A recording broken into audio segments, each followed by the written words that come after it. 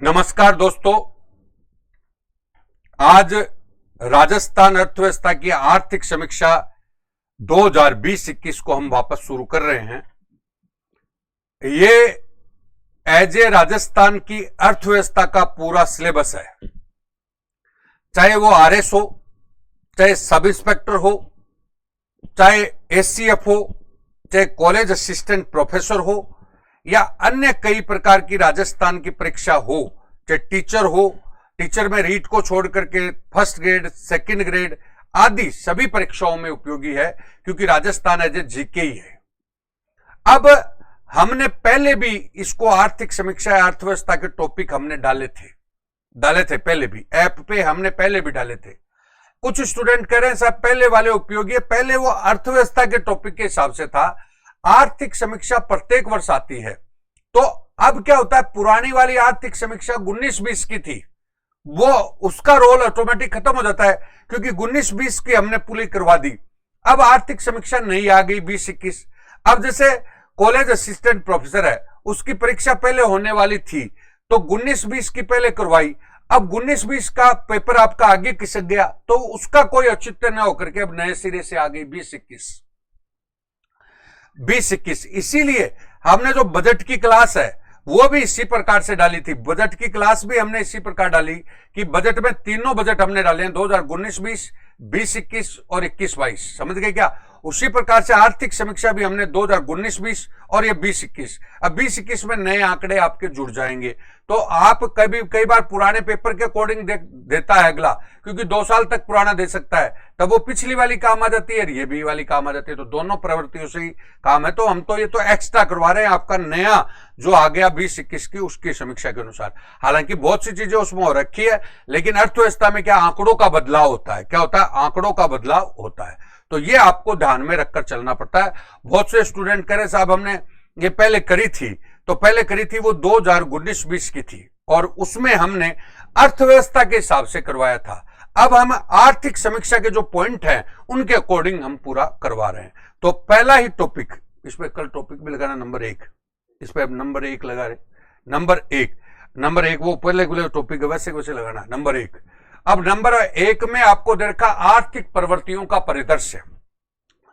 तो कल की मेरी आपने क्लास देखी है, तो आर्थिक समीक्षा की एक इंट्रोडक्टरी क्लास थी कल की, उसमें सारा जनसंख्या वगैरह ये सारी बताई थी, और फिर हमने ये कहा था कि इसमें लगभग 20 टॉपिक हैं, उनके बारे में हम परिचर्चा करेंगे, और उस 20 टॉपिक में आपकी अर्थव्यवस्था का पूरा सिस्टम आ जाएगा।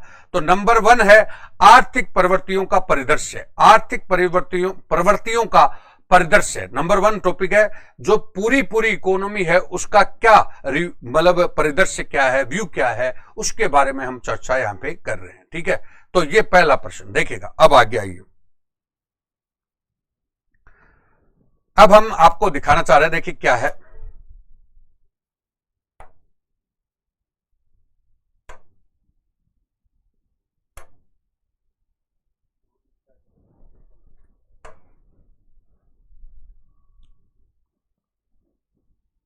देखिए दोस्तों, इसमें क्या आता है। अब ये पहला परिदृश्य है कि सबसे पहले हमारी अर्थव्यवस्था कितनी है, क्या है, सारा आंकड़ों का खेल है, इसलिए बोर्ड को हमें ऐसे यूज लेना पड़ेगा, समझाने की बात कम है, आंकड़ों का परिदृश्य ज्यादा है।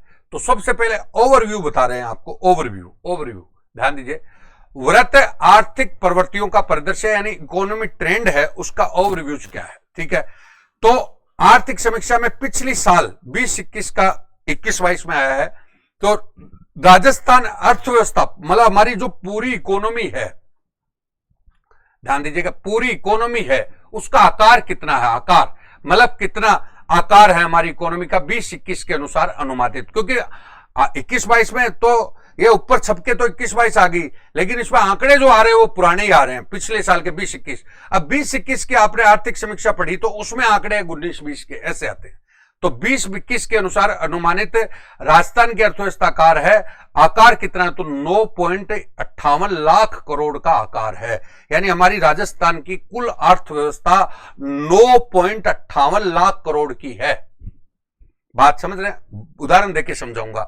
9.58 लाख करोड़ का मतलब आपका ये हो गया, जैसे हम कहते हैं भाई तुम्हारा घर है, जैसे मेरा घर है, तो मैं मेरा घर के बारे में बताऊं कि मेरे घर का ओवरऑल टर्नओवर कितना है। ओवरऑल टर्नओवर कितना है, टर्नओवर का मतलब कितने रुपए का आवागमन होता है।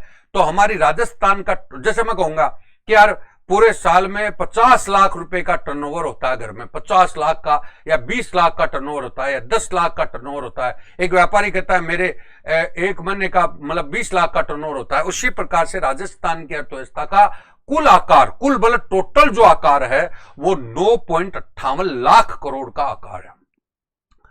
9.58 लाख करोड़ का आकार है, 9.58 लाख करोड़ का आकार है। बिल्कुल क्लियर है। एक तो पहला बात। अब आइए प्रचलित मूल्य पर। अब देखिए दो मूल्य होते हैं जो पिछले भी आपको बताए थे, इसलिए ज्यादा जोर देने की जरूरत नहीं है। देखिए एक तो प्रचलित मूल्य मतलब वर्तमान वर्ष में जो वर्ष चल रहा है उस मूल्य के आधार पर, ठीक है। और एक होता है आधार वर्ष के आधार पर। आधार वर्ष कौन सा बना रखा, 2011-12। अब देखिए प्रचलित मूल्य के आधार पर प्रचलित मूल्य वृद्धि को दर्शाता है, ग्रोथ को दर्शाता है, ग्रोथ, और आधार वर्ष ना हमारे विकास को दर्शाता है। तो प्रचलित मूल्य पर सकल घरेलू उत्पाद, देश के घरेलू उत्पाद का कितना परसेंट है, 4.92। 4.92। बात समझ रहे हैं मेरी बात को, सुन लीजिए। सीधी भाषा में बात करूंगा, सकल घरेलू उत्पाद, SGDP। SGDP समझ गए क्या? इसका मतलब यह होता है कि हमारे राजस्थान की इनकम जो होती है, इनकम मतलब ओवरऑल हमारा प्रोडक्शन कितना होता है, और राजस्थान में कुल प्रोडक्शन कितना होता है। प्रोडक्शन मतलब हर चीजों का प्रोडक्शन कितना है, ठीक है। यानी जैसे हम कहते हैं हमारे घर में हम साल में कितना इनकम हमारे होती है, कितना प्रोडक्शन होता है, वो आपका सकल घरेलू उत्पाद है, समझ गए। तो वो देश का कितना परसेंट है, तो देश का 4.92 है। 4.92 मतलब देश का कितना परसेंट है, 4.92। जैसे उदाहरण बता रहा हूं, उदाहरण समझिए। जैसे पूरा देश है। अब पूरे देश में राजस्थान का क्षेत्रफल 10.41 लाख है, मतलब 10.41% है। 10.41% है। क्षेत्रफल कितना है, 10.41। जनसंख्या कितनी है, 5.6। उसी प्रकार से पूरे देश की अर्थव्यवस्था है, उसका हमारा सकल घरेलू उत्पाद कितना, 4.92। 4.92। तो बोलिए हमारी राजस्थान की अर्थव्यवस्था का आकार कितना है, तो 9.58 लाख करोड़ है। और हमारा जीडीपी जो है, जो देश की जीडीपी का कितना परसेंट है, तो 4.92। 4.92। अब आइए कोविड महामारी के कारण राजस्थान की अर्थव्यवस्था में कितने गिरावट का अनुमान है, तो 6.61। 6.61 गिरावट का अनुमान है, गिरावट का। अब देखिए उदाहरण देखिए किसमें गिरावट का। हमारी इकोनॉमी कितनी है, 9.58 लाख करोड़ की है। कितनी, 9.58 लाख करोड़ की है। तो अभी जो कोविड आ गया, पिछले साल जो कोविड आया, क्योंकि कोविड 20 में आया, तो उससे हमारी गिरावट कितनी अनुमानित है, तो 6.61। 6.61। वही बात आप अपना अनुमान लगा लीजिए। जैसे तुम्हारी 2019-20 में इनकम थी, ठीक है। अब 20 में आपका कोरोना आ गया, तो कोरोना में आ गया तो हर घर की इनकम में ऑटोमेटिक क्या आ गया, गिरावट। उसी प्रकार से देश की अर्थव्यवस्था में, राजस्थान की अर्थव्यवस्था में गिरावट कितना, 4.61। 4.61। अब है 2020-21 में हमारी प्रति व्यक्ति आय कितनी रही है, एक आदमी की प्रति व्यक्ति आय वार्षिक कितनी रही है, तो 1,09,386। 1,09,386। एक आदमी की 1,09,386 रुपया साल में कितनी रही है, 1,09,386 रुपया प्रति व्यक्ति आय। वर्ष 2020-21 में प्रचलित कीमतों के आधार पर हमारे क्षेत्रों का योगदान क्या है, तो योगदान देखिए क्षेत्रों का योगदान क्या है, पर आप समझ गए क्या। अर्थव्यवस्था में 3 क्षेत्र होते हैं। एक तो प्राथमिक क्षेत्र जिसमें कृषि आता है, द्वितीय क्षेत्र जिसमें उद्योग आता है, तृतीय क्षेत्र जिसमें क्या आती है, सेवा आती है, समझ गए। तो कृषि वाले क्षेत्र का योगदान तो 29.77 रहा है, उद्योग वाले क्षेत्र का योगदान 24.80 रहा है, और सेवा वाले क्षेत्र का योगदान 45.43 रहा है। अब आप समझ सकते हैं कि कोविड के कारण कृषि का क्षेत्र तो बढ़ा है और उद्योग और सेवा का क्षेत्र घटा है। उद्योग और सेवा का क्षेत्र क्या हुआ, घटा है।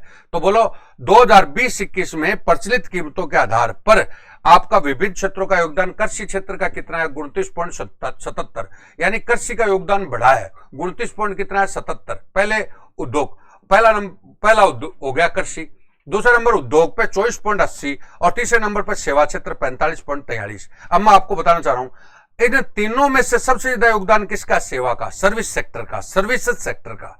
तीनों में से सबसे ज्यादा योगदान किसका, सर्विस सेक्टर का, 45.43। और सेकंड नंबर किसका हो गया एग्रीकल्चर का 29.77, और थर्ड नंबर किसका हो गया उद्योग का। और जबकि आप कोविड से पहले देखो तो कोविड से पहले देखे तो पहला नंबर सेवा का था, दूसरा नंबर उद्योग का था, और थर्ड नंबर किसका था कृषि का। और अब पहला नंबर सेवा का, दूसरा नंबर किसका हो गया कृषि का। ये पूरा वर्ष 2019-20 में हमारे प्रचलित कीमतों पर सकल स्थायी पूंजी, मतलब स्थायी पूंजी कितनी बड़ी है, स्थायी पूंजी मतलब हमारे टोटल कैपिटल कितनी बड़ी है, स्थायी पूंजी सकल घरेलू उत्पाद का 27.20। यानी आपको मैं एक छोटी सी बात बताऊं, हमारे घर में इनकम हुई, चाहे आपके लाखों रुपए की इनकम हो रही है, करोड़ों रुपए की इनकम हो रही है, लेकिन आपको इनकम तो मेरे उतनी हुई, खर्चा भी उतना ही हो गया, लेकिन स्थायी मतलब जैसे आपको चीज लाए घर में तो करेंगे, मतलब आपके स्थायी पूंजी कितनी है, स्थायी पूंजी का निर्माण कितना हुआ, तो 27.20 का। राजस्थान का सामान्य उपभोक्ता मूल्य सूचकांक, अब सुन लो, उपभोक्ता मूल्य सूचकांक आपका महंगाई के आकलन के लिए होता है, किसके लिए आकलन के लिए होता है, महंगाई के लिए। 2019-20 में 144.91 था उपभोक्ता, तो 2020-21 में 5.62% बढ़कर 153.6 हो गया। यानी महंगाई की दर क्या हुई है, बढ़ी है। मैंने क्या बोला, उपभोक्ता मूल्य सूचकांक के आधार पे, उपभोक्ता मूल्य सूचकांक के आधार पे हम महंगाई का आकलन करते हैं, महंगाई का आकलन करते हैं। जो 2019-20 में 144 पॉइंट क्या था 91, जो 2020-21 में 5.62% बढ़कर 153.6 हो गया। इसका मतलब महंगाई की दर बढ़ी है। तो ये दोस्तों पूरा अर्थव्यवस्था का परिदृश्य है। एक बार परिदृश्य को आपको बता रहा हूं, अब एक बार वापस उनको पढ़ेंगे। पहले सकल घरेलू उत्पाद पढ़ लीजिए, एसडीपी। एस मतलब स्टेट मतलब राज्य, डी मतलब डोमेस्टिक मतलब घरेलू, और पी मतलब प्रोडक्शन मतलब सकल घरेलू उत्पाद। अब ये देखो क्या होता है, ध्यान दीजिएगा, एसडीपी। अब एक बार आप पहले ना ये क्षेत्रों को पढ़ लीजिए, जिससे आपको तीनों चीजें एक बार समझ में आएगी। सबसे पहले देखो, आपके सिलेबस में भी दे रखा है प्राथमिक क्षेत्र। इकोनॉमिक्स में 3 क्षेत्र होते हैं, एक प्राइमरी सेक्टर होता है, प्राइमरी सेक्टर में फसल मतलब कृषि आ गई, पशुपालन आ गया, वानिकी आ गया, और मत्स्य क्षेत्र आ गया। प्राथमिक क्षेत्र में फसल यानी कृषि, दूसरा नंबर पशुपालन, तीसरा नंबर वानिकी, और चौथा नंबर कौन सा, मत्स्य क्षेत्र आ गया।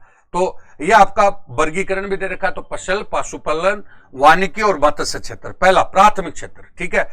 तो कृषि, पशुपालन, वानिकी और मत्स्य क्षेत्र प्राथमिक में आता है। द्वितीय क्षेत्र में उद्योग आता है, खनन आता है, मैन्युफैक्चरिंग आती है, विद्युत आती है, गैस आती है, जलापूर्ति आती है, जलापूर्ति, उपयोगी सेवा और निर्माण क्षेत्र आता है, कंस्ट्रक्शन लाइन आती है, ठीक है। तृतीय क्षेत्र में सेवा आती है, सेवा को आप ऐसे भी कह सकते हैं कि वह क्षेत्र जिसको हम केवल महसूस करते हैं। जैसे रेलवे है, तो रेलवे में हम यात्रा करके महसूस ही करेंगे, यातायात, भंडारण, स्टोरेज करना, संचार, ट्रेड, व्यापार, होटल एंड रेस्टोरेंट, स्थावर संपदा और गृह स्वामित्व, लोक प्रशासन, वित्तीय सेवाएं आदि जो है वो तृतीय क्षेत्र में आती है। तृतीय क्षेत्र में ध्यान दीजिए, तो प्राथमिक क्षेत्र, द्वितीय क्षेत्र और तृतीय क्षेत्र, ये 3 क्षेत्र होते हैं इकोनॉमिक्स में। अब इसमें पहला एक क्वेश्चन आता है कि कोई भी चीज दे देगा, प्राथमिक क्षेत्र में क्या आता है, द्वितीय क्षेत्र में क्या आता है, तृतीय क्षेत्र में क्या आता है। तो दोस्तों वापस बोल रहा हूं, प्राइमरी सेक्टर में कृषि, पशुपालन, वानिकी और मत्स्य आता है। सेकेंडरी सेक्टर में आपका उद्योग, खनिज, मैन्युफैक्चरिंग, विद्युत, गैस और जलापूर्ति, उपयोगी सेवा और निर्माण क्षेत्र आता है। थर्ड सेक्टर में सेवा, रेलवे, यातायात, भंडारण, संचार, ट्रेड, होटल, रेस्टोरेंट, ये सब आते हैं। तो ये सेवाओं का मतलब मैंने बोला जिसको हम महसूस करते हैं। जैसे उदाहरण है, अभी आप मेरे से पढ़ाई कर रहे हो, तो पढ़ाई आप हाथ पे तो लेके जा नहीं सकते, केवल महसूस करते हो कि अच्छी पढ़ाई हुई, बुरी पढ़ाई हुई, जो भी है। तो वो सब चीजें आपकी सेवा क्षेत्र में आती है। तो ये 3 क्षेत्र दोस्तों होते हैं। अब ये 3 क्षेत्रों का सुन लो, ये 3 क्षेत्रों के हमारे साल में क्या इनकम हुई, साल में, एक साल में कितना उत्पादन हुआ, वही जीडीपी है। देखिए, अब जीडीपी के बारे में एक बार आ जाइए, एसडीपी, सकल घरेलू उत्पाद, राज्य में उत्पादित समस्त अंतिम वस्तुओं और सेवाओं के मूल्यों को प्रदर्शित करता है। अंतिम वस्तुओं और सेवाओं के मूल्यों को प्रदर्शित करता है एक वर्ष में। राज्य में उत्पादित समस्त अंतिम, मैं फिर बोल रहा हूं, वस्तु का मतलब प्राथमिक क्षेत्र में वस्तु का निर्माण होता है, प्राथमिक और द्वितीय क्षेत्र में वस्तु का निर्माण होता है, और सेवाओं में वस्तु का निर्माण नहीं होता। तो सेवाओं में वस्तु नहीं होती, महसूस की जाती है। तो हमारे तीनों क्षेत्र में साल में कितनी वस्तुएं उत्पादित हुई, उनका अंतिम दिन का मूल्य देखना है हमें, अंतिम दिन का मूल्य देखना है। वो टोटल जो होता है वो एसडीपी होता है। यानी मैं इसको सरल भाषा में, दूसरी भाषा में भी एक बार बता देता हूं। देश राज्य के अंतर्गत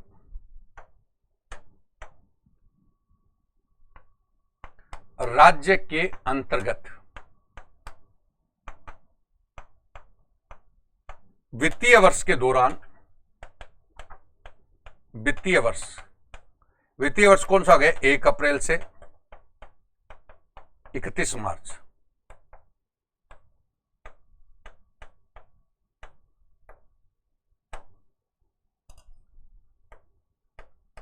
के दौरान वस्तुओं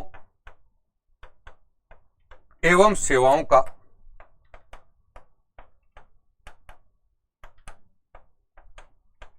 अंतिम मौद्रिक मूल्य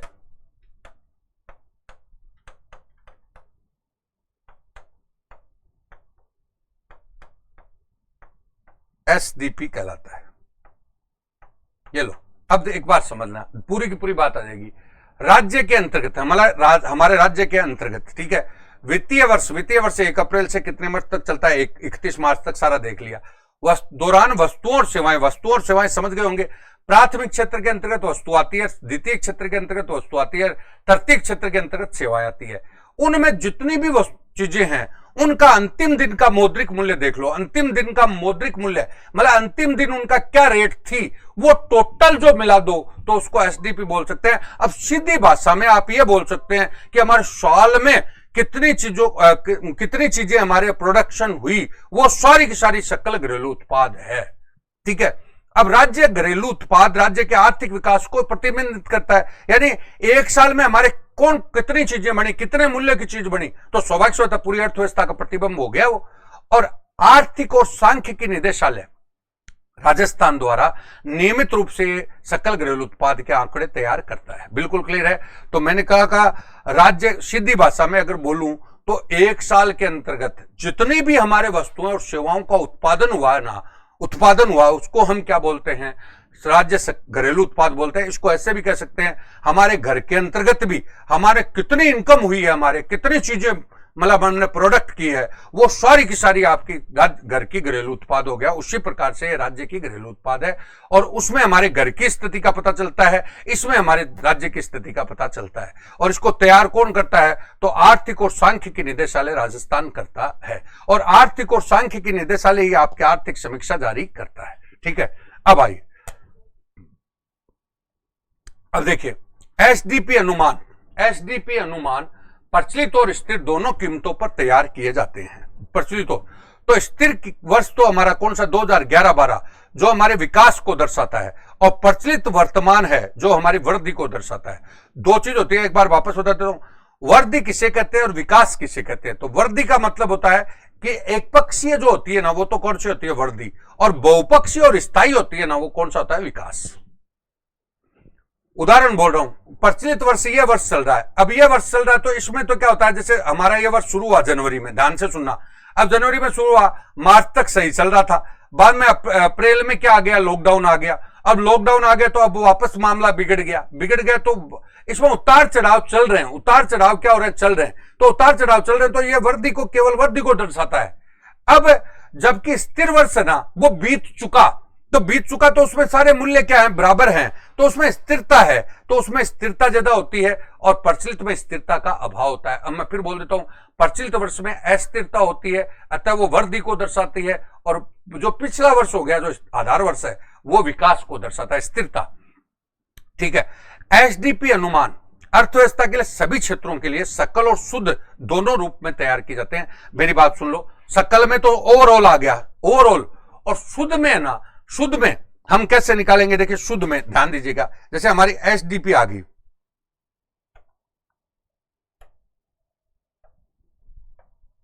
ये एसडीपी आ गई। एसडीपी में आप मतलब बाह्य आय एवं व्यय प्लस माइनस कर दो, क्या कर दो, प्लस माइनस। तो एसडीपी में प्लस माइनस कर दिया, तो ये आपकी होगी एसएनपी, एसएनपी नेट नेट हो गई। और फिर एसएनपी में आप डेप्रीसिएशन घटा दो। कौन सा डेप्रीसिएशन? गिसावट मूल्य। तो ये शुद्ध आ गया। कौन सा आ गया? शुद्ध आ गया। अब मैं आपको इकोनॉमिक्स के बारे में इतना देखे, ध्यान दीजिएगा। एसडीपी हमारी निकल गई। एसडीपी क्या हुई वो तो बताओ, मेरी बात एक बार ध्यान से सुनो। एसडीपी क्या हुई दोस्तों? तो एसडीपी ये हुई कि एक वर्ष के दौरान, मतलब देश के राज्य के अंतर्गत, राज्य के अंतर्गत ध्यान से सुनना, एक वित्तीय वर्ष के दौरान वस्तुओं और सेवाओं का अंतिम मौद्रिक मूल्य क्या हो गया? एसडीपी हो गया। एसडीपी जिसको हम क्या बोल रहे हैं? राज्य घरेलू उत्पाद बोल रहे हैं। अब मेरी बात सुनो, राज्य घरेलू उत्पाद में कुछ हम तो बाहर से हमारे को आय प्राप्त हुई है और यहां से हमारे को व्यय गया है। समझ गया? उदाहरण बोलूंगा, राजस्थान के कुछ लोग बाहर रहते हैं, बाहर विदेशों में भी रहते हैं और राजस्थान के बाहर भी रहते हैं। अब उनकी इनकम तो यहां आएगी, और राजस्थान में कुछ लोग है ना, राजस्थान में बाहर के रहते हैं, तो उनकी इनकम यहां से जाएगी, तो वो प्लस माइनस हो जाएगी, तो वो एसडीपी में प्लस माइनस हो जाएगी, तो वो एसएनपी हो जाएगी। उसको क्या बोलेंगे? बोलो, स्टेट नेट प्रोडक्शन हो गया। कौन सा हो गया? नेट प्रोडक्शन हो गया। नेट प्रोडक्शन हो गया। जीडीपी, जीएनपी और बाद में एनएनपी होगी। समझ गए क्या? तो मैंने बोला नेट, मतलब ये कौन सा आ गया? मतलब एसएनपी होगी, मतलब ये निकाल लिया और फिर उसमें से डीसीओ निकाल लिया। इसको ऐसे भी कर सकते हो, सुन लो, ये चाहे एसएनपी वगैरह आप मत लाओ, ध्यान दीजिएगा। देखिए अब इसमें माइनस और कर दो, माइनस क्या कर दो? डीसी। अब सुनना मेरी बात, मैं फिर बोल रहा हूं, सबसे पहले आपने एसडीपी निकाली, बाद में मैंने क्या बोला, इसमें क्या जोड़ना घटाना है वो सुन लो। मैंने कहा राजस्थान में कुछ कर्मचारी काम करते हैं, वो बाहर के हैं, बिहार का, कोई यूपी का, कोई कहां का भी है, तो उनका पैसा यहां से जाएगा। और हमारे राजस्थान के लोग बाहर काम करते हैं, उनका पैसा यहां पे आएगा, तो वो प्लस माइनस होकर के इसमें जुड़ जाएगा। एक बात तो ये और आगे बढ़ गई अपन। उदाहरण बोल रहा हूं, मेरी जैसे इनकम है, मैंने निकाल ली। अब मेरी इनकम है, मान लो नौकरी करता हूं, तो मेरी पगार 1 लाख रुपया तो आई, लेकिन मेरे यहाँ पे मेरे कर्मचारी काम करते हैं, तो उनकी पगार यहां से गई, तो उनका प्लस माइनस करके वो और जोड़ दिया ना। ये तो सब हो गया यहां तक। बाद में एक काम करो, वो इनकम आपके पास आ गई, उसमें डेप्रिसिएशन चार्ज घटाओ। डेप्रिसिएशन चार्ज मतलब गिसावट मूल्य घटाओ। गिसावट मूल्य, तो गिसावट मूल्य घटाओगे तो शुद्ध आ जाएगा। क्या आ जाएगा? शुद्ध। शुद्ध का मतलब सुन लो, जैसे हमने क्या कहा था, वस्तुओं और सेवाओं का अंतिम मौद्रिक मूल्य। तो हमने तो जैसे कोई पंखा है, उसकी रेट ना उस लास्ट दिन की जोड़ दी थी कि एक पंखा है ओरिएंट का, वो 2500 रुपए की, हमारे पास 10 पंखे पड़े हैं, ध्यान दीजिएगा, 10 पंखे पड़े हैं, तो 2500 रुपए जोड़ा था। लेकिन वो पंखा लाए हुए में 3 साल हो गए, तो उसका डेप्रिसिएशन मान लो 500 रुपए भी घटा, तो 1500 रुपए उसमें घटेंगे, तो वो सब चीजों का गिसावट मूल्य घटेगा, तब जाकर के हमारे शुद्ध आएगी। क्या आएगी? शुद्ध। तो ये कह रहा है एसडीपी अनुमान अर्थव्यवस्था के सभी क्षेत्रों के लिए सकल तो ओवरऑल होता है, और शुद्ध में एकदम नेट आता है। ठीक है, आधार पर तैयार किए जाते हैं। ठीक है, आगे अगली बात आ रही है, सकल अनुमानों में से जो तैयार हो गए, सकल अनुमान हो गए ना, सकल अनुमान, उसमें से स्थायी पूंजी का उपभोग जो कि उत्पादन की प्रक्रिया में प्रयुक्त नहीं होता, उसको क्या किया जाता है? स्थायी पूंजी बताया ना, स्थायी पूंजी कितनी है वो घटा देते हैं। और शुद्ध अनुमानों के लिए हम क्या करते हैं? सकल मूल्य के समंकों में स्थायी पूंजी के उपभोग को घटाया जाता है। इसमें तो घटाया जाता है और उसमें घटाया नहीं जाता। मतलब जो मैंने क्या बोला, डेप्रिसिएशन अभी बोला कि हम शुद्ध निकालेंगे तो घटाएंगे, और शुद्ध नहीं निकालेंगे तो उस संपत्ति को नहीं घटाएंगे, उसमें जोड़ देंगे। तो जो हमारी स्थायी पूंजी है उसको जोड़ देंगे और इसमें स्थायी पूंजी को नहीं जोड़ेंगे। तो सारी बातें इन्होंने अपने आप ही बता रखी है, कोई बताने की आवश्यकता नहीं है। तो ये दोस्तों एक बार फिर बोल देता हूं, ध्यान दीजिएगा।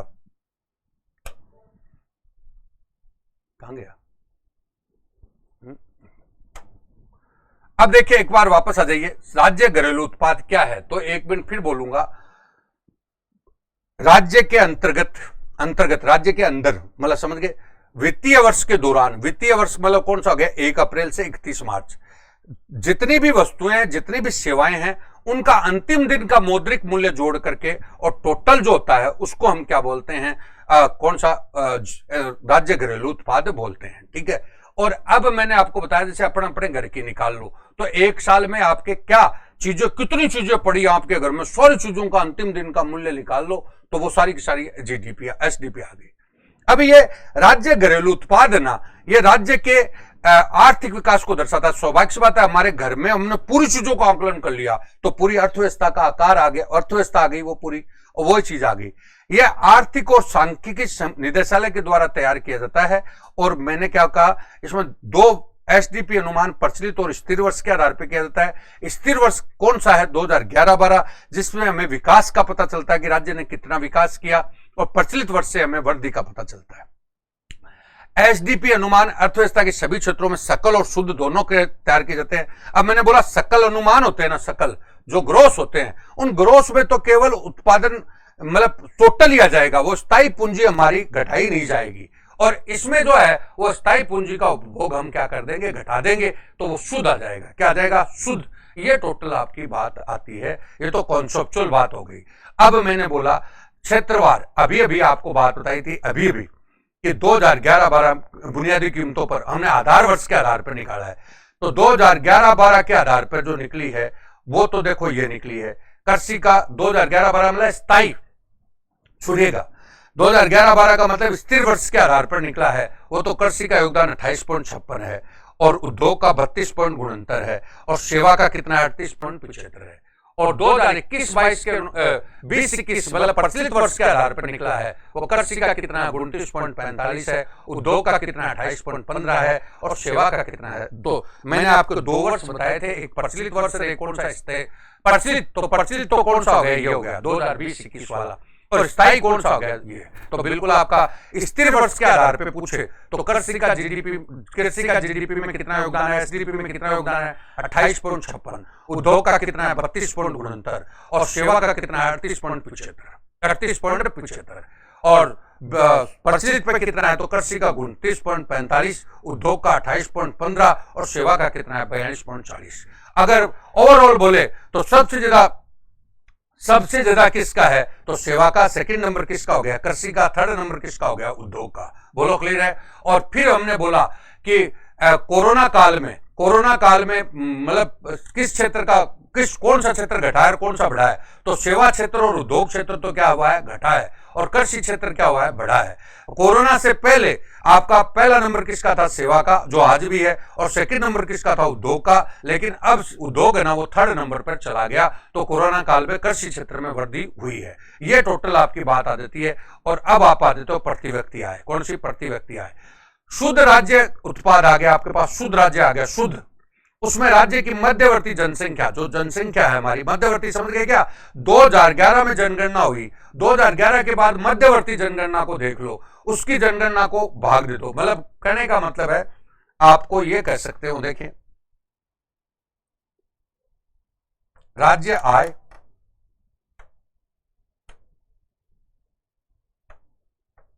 राज्य की आय बट्टा जनसंख्या, बस इतना सा ध्यान रखो। अब जैसे मैं उदाहरण दे रहा हूं, हमारे घर की इनकम मान लो 1 लाख रुपया है, हमारे घर की इनकम कितनी, 1 लाख, और हमारे कैंडिडेट कितने हैं, 10, तो 1 लाख में 10 का भाग दे दिया तो कितना हो गया, बोलो 10,000 रुपया इनकम हो गई। तो वही बात आपकी प्रति व्यक्ति आय। प्रति व्यक्ति आय से लोगों का जीवन स्तर और कल्याण का क्या सूचक, बोलो हमारी आमदनी बढ़ेगी, क्योंकि मैंने पहले बता रखा है हमारी आमदनी बढ़ेगी तो हमारा स्वास्थ्य का स्तर भी बढ़ेगा और हमारी शिक्षा का स्तर भी बढ़ेगा, और स्वास्थ्य, शिक्षा और प्रति व्यक्ति आय से मानव विकास सूचकांक जुड़ा हुआ है। अब देखो स्थिर कीमतें वही 2011-12 के अनुसार, तो 2011-12 के अनुसार मतलब 2011-12 की मतलब कीमतों के अनुसार तो 2019-20 में तो हमारी कितनी थी, 78,390, और 2020-21 में हमारी कितनी हुई है, 72,297। अब बिल्कुल ध्यान रखिए, कोरोना के कारण हमारी प्रति व्यक्ति आय में स्थिर कीमतों के आधार पर गिरावट आई है 7.77, कोरोना के कारण। प्रचलित कीमतों के आधार पर देखिए, प्रचलित तो ये काट दिया है, सही तो लगा था इसको, 2019-20 के अनुसार 1,15,492, 1,15,492 सुन लो, और 20-21 के अनुसार 1,09,386, 1,09,386, समझ गए क्या। तो गिरावट आपकी 5 पॉइंट कितने की आ गई, 39 की, 5.29 की, 5.29 की गिरावट आई है। तो आप देखें तो एक बार आप वापस देख लो कि 5.29 की आपकी गिरावट आई है, तो कोरोना काल में आपकी प्रति व्यक्ति आय हो और चाहे एसडीपी हो, सभी में क्या आई है, गिरावट आई है। तो मैंने क्या कहा, 2 आधार पर निकलती है कि स्थिर कीमत कौन सी होगी 2011-12 के अनुसार, और ये आपकी कौन सी होगी प्रचलित वर्ष के आधार पे होगी। तो मैंने बोला स्थिर वर्ष के आधार पे दोनों का कंपैरेटिवली बताया। 2019-20 में कितना था 78,390, जो 2020-21 में घटकर कितना हुआ 72,297। कितनी गिरावट आई 7.77। प्रचलित कीमतों के आधार पर 2019-20 में कितना था 1,15,492, जो घटकर 2020-21 में कितना हुआ 1,09,386। अतः गिरावट कितनी आई है 5.29% की, 5.29% की। ये टोटल दोस्तों पूरा होता है। अब आप एक बार वापस उस चार्ट पे चलिए, कौन से पे, शुरू वाले चार्ट पे चलिए, सूर्य वाले चार्ट पे। अब मैं इसमें और भी आपको समझ में आएगा। राजस्थान की अर्थव्यवस्था का आकार, ओवरऑल आकार 2021 में कितना था तो 9.58 लाख करोड़ था, 9.58 लाख करोड़ था। अब मैं बोला प्रचलित मूल्य पर राज्य का घरेलू उत्पाद, राज्य का जो घरेलू उत्पाद है हमारे राज्य का, वो देश के घरेलू उत्पाद का कितना है 4.92। कोविड महामारी के कारण हमारी अर्थव्यवस्था में कितनी गिरावट आई है तो 6.61, चाहे वो एसडीपी में आई हो चाहे प्रति व्यक्ति आय में। वर्ष 2020-21 में प्रति व्यक्ति आय कितनी होगी 1,09,386, जिसमें कितनी गिरावट आई है 5.29। और वर्ष 2020-21 में प्रचलित कीमतों पर योगदान कितना, तो कृषि का 29.77, उद्योग का 24.80 और सेवा का 45.43। समझ गए। और हमने बताया था कि मतलब कोरोना काल में, कोविड के काल में आपका सबसे ज्यादा किस में वृद्धि हुई है तो कृषि में, और गिरी किस में तो उद्योग और सेवा में। और सबसे ज्यादा किसका, सेवा का। सेकंड नंबर कौन सा हो गया कृषि का, थर्ड नंबर कौन सा हो गया उद्योग। और अगर कोरोना से पहले बोले तो क्या था, तो कोरोना से पहले बोले तो आपका उद्योग का सेकंड नंबर था। और स्थायी संपत्ति का निर्माण 27 पॉइंट कितनी है 20 हो गया। और मैंने बोला उपभोक्ता मूल्य सूचकांक हमें क्या दिखाता है तो महंगाई के बारे में दिखाता है, जो आपका कितना हो गया 153.6। इनके बारे में आंकड़े ही पूछते हैं दोस्तों, कई बार आप थ्योरी में लग जाते हो तो उसका कोई इतना महत्व नहीं होता। तो ये टोटल आपकी बताई। एक होता घाटा, ये भी आपको देखते हैं घाटा वगैरह कि भाई क्या है, उसको भी आप देख सकते हैं। देखिए राज्य वित्त में घाटा ये पूछते हैं। देखिए वर्ष 2019 में राजकोषीय घाटा सकल राज्य घरेलू उत्पाद से 3.77 रहा है। मतलब हमारी जो सकल राज्य घरेलू उत्पाद है ना, यानी जीएसडीपी का मतलब वो उसको एसडीपी बोल दो चाहे जीएसडीपी, कितना रहा है 3.77। आपको बता रहे देखो घाटा क्या होता है, हमारे बजट में कितना घाटा रहा, राजकोषीय घाटा के बारे में बता रहा हूं पहले। बजट घाटा कितना रहा, बजट घाटा मतलब हमने बजट पेश किया ना, तो उसमें हमारे कितनी तो आमदनी हुई और कितना हमारे व्यय हुआ। अगर व्यय ज्यादा हुआ और आमदनी कम हुई तो उसको क्या बोलते हैं इस साल का बजट घाटा। और पहले से लोग उधार हमारे कितना मांगते हैं, उधार और अन्य देनदारियां कितनी है, तो उसको मिलाकर हम क्या बोलते हैं राजकोषीय घाटा। मैं फिर एक बार बोलता हूं, ध्यान से समझ लीजिए। जैसे आप तुम्हारे को पिताजी 10,000 रुपए देते हैं महीने के, और तुम्हारे इस साल है ना तुम्हारा व्यय तो हो गया 11,000 रुपया, व्यय तो कितना हो गया 11, और आमदनी होगी तुम्हारे 10,000। तो पिताजी कितने देते हैं 10,000, तो व्यय कितना हुआ 11,000, आमदनी कितनी हुई 10,000, तो आपके बजट घाटा कितना हुआ 1,000। 1,000 रुपए तुम्हारे बजट घाटा हुआ। पहले से तुम्हारे मांगने वाले लोग कितने हैं, तो मांगने वाले तुम्हारे मांगत हो रही है, यानी तुम्हारे कर्जा हो रहा है वो 2,000 का, तो 2,000 का तुम्हारे कर्जा हो गया, 1,000 का तुम्हारे अब की बार का बजट घाटा हो गया। इसलिए ये तो टोटल मिलाकर कितना हो गया 3,000 हो गया। कितना हो गया 3,000। अब 3,000 तुम्हारा राजकोषीय घाटा हो गया, जो तुम्हारी इनकम का कितना परसेंट हो गया, बोलो इनकम का कितना परसेंट हो गया, तो 30% हो गया। तो यहां पर ये 3.77% रहा है। कितना पड़ा है 3.77% रहा है। ठीक है। वर्ष 2019-20 में ऋण और अन्य देनदारियां हमारी कितनी थी, तो राज्य घरेलू उत्पाद का से मतलब राज्य घरेलू उत्पाद है ना जो हमारा, उसका 35.31% रही है। जो हमारी टोटल अर्थव्यवस्था उसका 35.31% तो हमारे आजकल देनदारियां चल रही हैं। और अब की बार का घाटा कितना रहा 3.77 रहा, 3.77। वर्ष 2020-21 के स्कीम बार मतलब परिव्यय था वो 1,10,200 करोड़ था, जिसमें सर्वाधिक आवंटन मतलब कहने का मतलब हमने वर्ष 2020-21 में सबसे ज्यादा जो खर्चा किया है वो किस चीज पर किया है, तो सामाजिक और सामुदायिक सेवाओं पर। सामाजिक और सामुदायिक सेवाओं पर 49% खर्चा किया है, 49% खर्चा किया है। तो देखिए ये भी क्वेश्चन आता है 2020-21 में हमने सबसे ज्यादा खर्चा किस में किया, सामाजिक और सामुदायिक सेवाएं, समझ तो गए क्या, शिक्षा, स्वास्थ्य आदि पर खर्चा किया है, ठीक है। और राजकोषीय घाटा देखो क्या होता है, तो बजट घाटा और उधार और अन्य देयता है। मैंने बोला बजट घाटा और उधार और अन्य देनदारियां हमारी कितनी है 35.31, और वर्ष 2019-20 के बजट में कितनी रही, राजकोषीय घाटा कितना रहा 3.77।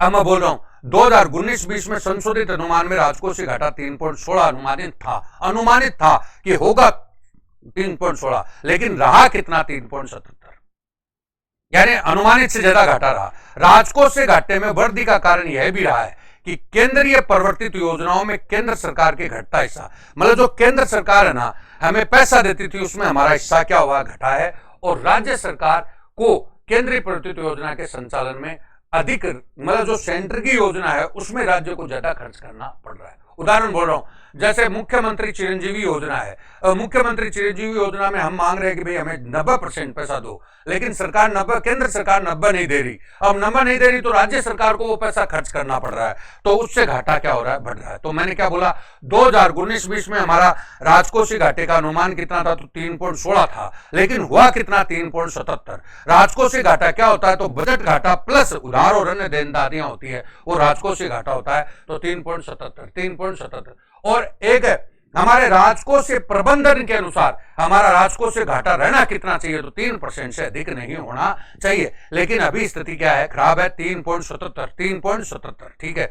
और मैंने क्या बोला, जो अभी हमारे ऋण और अन्य देनदारियां अभी कितनी है, तो 35.31, और राजकोषीय घाटा आपको 3.77 बता दिया। और 2020-21 में हमने सबसे ज्यादा जो पैसा खर्च किया है वो कौन से क्षेत्र में किया है, तो सामाजिक, आर्थिक, सामाजिक और सामुदायिक सेवाओं में, सामाजिक और सामुदायिक सेवाओं में हमने सबसे ज्यादा पैसा खर्च किया है। तो दोस्तों ये टोटल आपको हम वो बताया, तो ये सारा इकोनॉमिक्स का एरिया है। अब इसमें सारी बात आ गई, मैं वापस बोल देता हूं 2020-21 में हमने सबसे ज्यादा खर्चा 49.70% पैसा किस पर खर्च किया, सामाजिक और सामुदायिक सेवाएं, इसका मतलब शिक्षा, स्वास्थ्य वगैरह पर, इन पर ज्यादा खर्च किया है। और 2019-20 में हमारे ऋण और देनदारियां कितनी थी, तो 35.31। 2019-20 में हमारे घाटा कितना होने वाला था, तो 3.16, लेकिन हुआ कितना 3.77। उसका कारण क्या रहा कि केंद्र की जो योजनाओं का हमें हिस्सा मिलना चाहिए था वो कम मिला, इसलिए राज्य सरकार को हिस्सा ज्यादा खर्च करना पड़ा, इसलिए घाटा क्या हो गया, बढ़ गया, और हमें उधार लेना पड़ा। तो ये राजकोषीय घाटे की स्थिति है। हमारी प्रति व्यक्ति आय स्थिर कीमतों पर कितनी है, 2020-21 के अनुसार 72,297, जिसमें कितना गिरावट आई है 7.77। प्रचलित कीमतों पर कितनी है, तो 1,09,386, जिसमें कितनी गिरावट आई है 5.29। और मैंने बोला ये 3 क्षेत्र हो गए, और उद्योग क्षेत्रवार अगर बात करें तो कृषि पर स्थिर कीमतों पर 28.56 है, उद्योग पर 32.39 गुणंतर है, सेवा पे 38.75 है, और स्थिर कीमतों प्रचलित कीमतों पर 29.45 है, 28 कितना है बोलो 15, और सेवा पे आपका 42.40। अब आप देख रहे हो तो 2011-12 की कीमतों पर उद्योग ज्यादा है। उद्योग क्यों ज्यादा है कि पहले आपका उद्योग ज्यादा रहा, अब आपका प्रचलित में क्या हो गया, उद्योग कम हो गया, ठीक है। तो कृषि आपका आ गया। अब आइए मैंने बोला होता क्या है, तो ये सारी बात बताई, और उसके बाद पूरी अर्थव्यवस्था के बारे में बताया। राजस्थान की अर्थव्यवस्था टोटल कितने आकार की है बोलो, 9.58 लाख करोड़ की है, और इसमें टोटल देश की अर्थव्यवस्था की एसडीपी हमारी कितनी है, 4.92 है, और कोविड के कारण हमारी गिरावट कितनी है, तो 6.61 है। प्रति व्यक्ति आय हमारी कितनी है, तो 1,09,386, जिसमें 7.77 की क्या आई है, कमी आई है, 5.29 की। और कृषि क्षेत्र में योगदान आपका 29.77 है, उद्योग में कितना 24.80 है, और सेवा में 45.43 है। स्थायी पूंजी का निर्माण कितना हुआ है, 27.20, और उपभोक्ता सूचकांक आपका 5.62% घटकर 153.6 रह गया, और राजकोषीय घाटा आपका 3.66 रहा है। 3 जो होने वाला कितना था, 3.19 होने वाला था, जो बढ़ करके कितना हो गया 3.66। राजकोषीय घाटा 3.77 रहा है ये, और टोटल हमारे देनदारियां कितनी है, 35.31 है, और सबसे ज्यादा खर्च जो हमने किया है वो आपका सामाजिक और सामुदायिक सेवाओं पर किया 39.70। ये आपके 2 टॉपिक है। तो ये आपका पहला टॉपिक आपका निपट गया, जिसमें 2 टॉपिक आपको दे रखे हैं। अब जो आपको जो कल इंट्रोडक्शन बताया था उसी में जैसे टॉपिक आएंगे उसी के अनुसार हम करते जाएंगे। तो नमस्कार दोस्तों, और आपको जो भी समस्या हो तो एक दिन हम ओपन सेशन रख लेंगे, उसमें आपकी समस्याएं भी बता देंगे। लास्ट में जो ओपन सेशन है उसमें बातचीत कर लेंगे, तो उसमें समस्याएं बता देंगे, और पहले आपका ये सिलेबस वाइज मैं एक बार कराऊंगा। नमस्कार दोस्तों, तो बहुत बहुत शुभकामनाएं, बहुत बहुत अभिनंदन और बहुत बहुत आभार। ठीक है, और इसके लिए ऐप में है, इसमें कोई भी प्रकार की समस्या हो तो मेरे को क्या है, एक व्हाट्सएप पे डाल देना, जिससे मैं उनका निदान आपको दूसरे दिन बता दूंगा, जिससे हमारा एज ए ऑनलाइन टाइप हो जाएगा। तो मेरा जो नंबर है उस पर आप डाल दीजिएगा कि साहब इसको थोड़ा दोबारा बताओ, तो मैं उसको दोबारा आपको आते ही बता दूंगा। 9829093552 पे मेरे से बात कर सकते हैं। तो बहुत बहुत शुभकामनाएं, बहुत बहुत अभिनंदन और बहुत बहुत आपका आभार।